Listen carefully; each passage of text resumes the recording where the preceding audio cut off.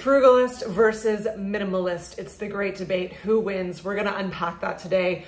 First of all, I know frugalist is not a proper word, but for the sake of a catchy YouTube video title, we are going to go with it. So frugalist versus minimalist, which one is better?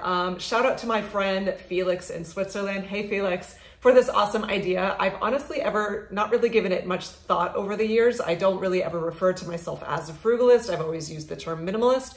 However, I think a lot of people think that they're actually the same thing and they get used interchangeably, but upon further inspection in my brain the past few days, I found that while there's definitely some crossover and some overlap in both of these categories, I think there's some cardinal differences as well. So we're gonna unpack those today and decide which one is better. And I will answer your burning question of, am I a frugalist or am I a minimalist or am I both? So let's go. What is a frugalist? By definition in my brain, I don't know, you can add to this if you like. I didn't really do too much research or anything on this. I don't like researching. I'm just kind of a get the impulse and go type of person. But from my understanding, a frugalist is someone who, I think there's two arms of it. I think there's the resource management arm of it and then also the money arm of it. So resource management meaning someone who is frugal will use things till the bitter end and they're very conscious of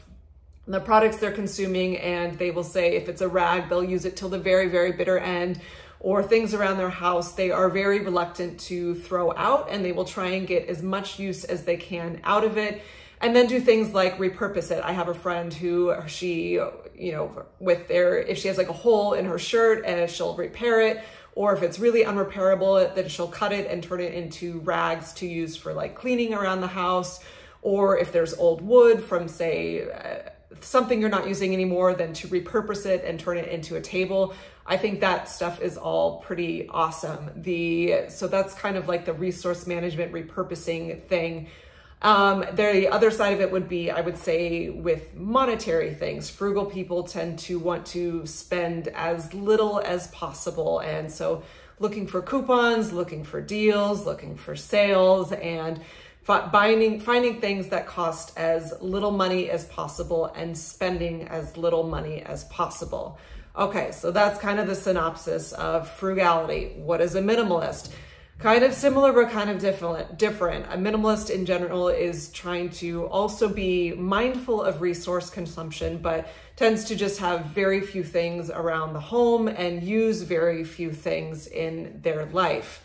With money, it can be across the board. I've seen very frugal minimalists out there, but I've also seen very bougie minimalists that maybe they own very few things, but it's all designer things. Like they have, just a few items of clothes, but it's all luxury brands. They have furniture around their home that's sleek and minimal, but it was, a $2,000 couch. And no judgment on that. It's everyone's personal taste and personal choice, but there is definitely a spectrum in the minimalism community of money spent. Minimalism can mean so many different things to so many people. And if you've watched my other content, you know that I support that. It's not one size fits all. It's not copy my rules and follow every single thing Marie Kondo says, because Marie Kondo is the minimalist god.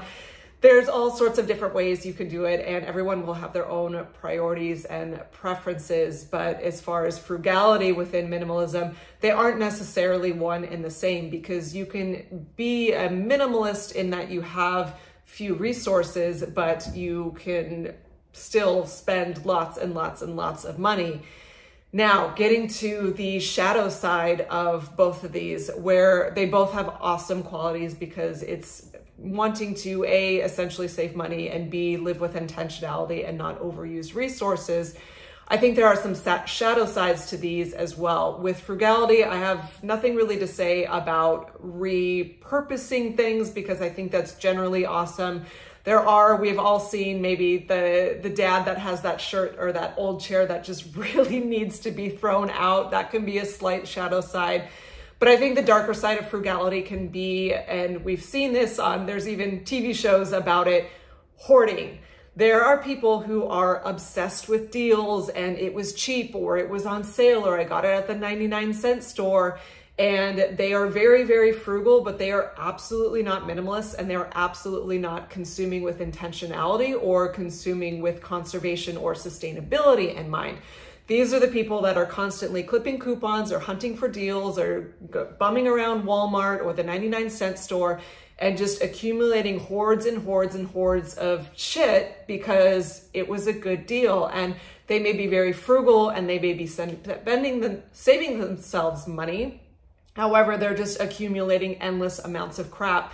And it's almost kind of a addictive disease. People get really lit up about having something be a bargain. And I mean, you see it's this mind game we play. You see it all over stores, not so much in luxury brands, but luxury brands are a whole nother arm of ridiculousness. But you see it, whether it's a Best Buy or a grocery store or a clothing store, it's everywhere. Sale, sale, sale, get you to buy my shit. And there are people that will just endlessly buy not because they needed it, but because it was on sale. And then you see these homes, they're called hoarders, that are just filled with endless amounts of craps that cost nothing, but is serving them no value and is just going to end up in a landfill someday or be their children's burden to deal with when they pass on. You can watch my other video on Swedish death cleaning for more on that. But it's not necessarily a good habit to be just buying things because they're cheap, because half the time you don't need it, and half the time when things are made so cheaply, they are often coming from a sweatshop. We all see those things made in China.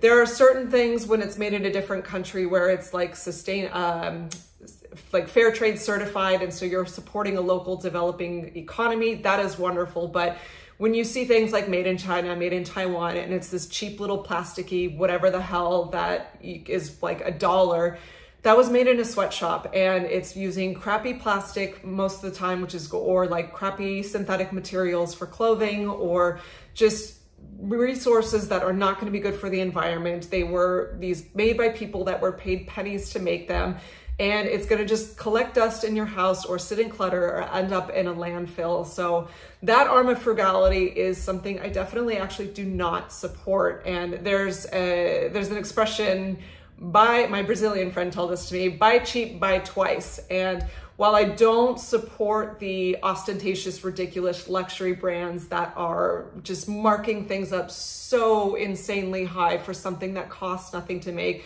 and it's twisting with people's minds thinking, oh, it's luxury, so it's quality, and they spend thousands of dollars on something that costs $5 to make. That's absurd. But on the other end of it, if you buy something that it was $1 or $2, it's probably going to break. It's probably not going to last. There are certain exceptions. I have a video about my accessories. I have a pair of $14 sunglasses that were probably cheaply made, but I took good care of them, so they've lasted me 13 years, which is pretty cool. But that's not always the case. I think there's sort of a sweet spot. It is good to look for eco-conscious brands that are using sustainable materials, that are not made in sweatshops, and those things will cost more to make, but that's just more the reality of it. So you kind of have to do your research with what you're purchasing and be intentional with it. So that definitely is more of a shadow side of frugality. What is a shadow side of minimalism? Similarly, minimalism can mean just having a few things in your home, and they can be high quality things and from sustainable brands, so that's all great. But I've definitely seen this out in the social media space. And again, this isn't meant as any hate, it's just an observation and something I've definitely been guilty of myself at certain different times in my life, because no one's perfect. But just because you have a few things in your home doesn't mean you're not constantly buying and then decluttering. That can become an addiction in and of itself, and a high to, oh, this is all great and perfect, but I want my wardrobe to look different now, or I want my kitchen to be remodeled now. And so people will declutter, which is great, but then buy a bunch of new stuff, and it's constantly on this rotation. So by default, they're minimalist in their home, but they're constantly buying and decluttering and buying and decluttering. So that's actually not very minimalist behavior. And again, not to hate on those people, but again, the bigger umbrella and the bigger piece of minimalism that I speak about is it's not just about personal aesthetic. It's wonderful to curate your own tastes and preferences in your home and your style, But the bigger, more important piece of it is to consume with intentionality, because we as humans have created this disastrous, monstrous disease of overconsumption on this planet. And so if we are constantly buying new things and then putting these old things into the landfill, because 90% of the time people do not want your old shit, it is absolutely unsustainable and creating just disasters of resource mismanagement that is really, really hurting the planet, hurting the animals, hurting more developing nations that we are taking these resources from. So it's just not a good pattern to be in. So that's kind of the shadow side of both, but obviously there's pluses and to each side as well. So what arm do I fit in? Again, I've never really thought of the difference of the two until Felix suggested this idea. And upon inspecting both of them, I would say I'm actually definitely way more minimalist than frugal, just for the reasons of I've learned my lesson in the past with my 20s of buying stupid fast fashion stuff of A, it's probably going to break, and B, it was made in a sweatshop, so that sucks. I do focus on wanting to pull in quality things into my life that I know are going to stay, and just not having shopping habits to where I'm keeping few things, but then decluttering all the time. I've kind of gone through my mass decluttering stage when I got rid of all that crap in my 20s. So I really don't have much to declutter these days. And if I do buy something new, I'm really honestly not looking at the price. And here's why. I've mentioned before that I'm not into deals and coupons and sales, because while yes, saving money is a good thing, and I do promote having simple finances, with sales and deals and coupons specifically, it's all just psychology. It's all a total mind F. I don't know if I can say that on YouTube, but whatever. It's a mind fuck. There, I'm throwing it out. Those things are designed to really grip at your insecurities and mess with your psychology and make you want things that you don't actually need. And the way, especially with supermarkets, when something's on sale, that's actually usually the true cost of what the item was. It's usually marked up, and then they mark it down to put it on sale, so you'll buy it. So you think you're getting a deal, but yes, and that still may resonate as, well, I'm spending less money. And yeah, sure, that's great. But for me, I don't want to spend my time looking for sales and deals, and knowing just how much of that system works, that it's one thing when it's food, okay, yes, we all need to eat, but there are so many times people, and especially with credit card points, you can watch my finance video for my spiel on deeper into credit cards, but all of these sales and deals and bargains put into your head that this thing has value because it's on sale, because it's a bargain, because it's a deal. And that's not why I want to accumulate things into my life. If I am buying something, it's absolutely essential. So I guess another label I could call myself as an essentialist. I am going to bring something new into my life because it absolutely has value. And I don't want money to have power over me in that way of oh, yes, this has value because it's on sale. No, if it has value because I'm either going to eat it or use it to take care of my body or curate my home in a very specific and intentional and loving way. And I'm going to buy that item not because it's on sale, but because it has value. So when I shop, I really don't look at prices that much, except if it's clothing, because if I see something I like, but then see it's a designer price of $500 for a shirt, no, I'm not going to do that. But with everything else, sorry about that. I've been, wow, okay.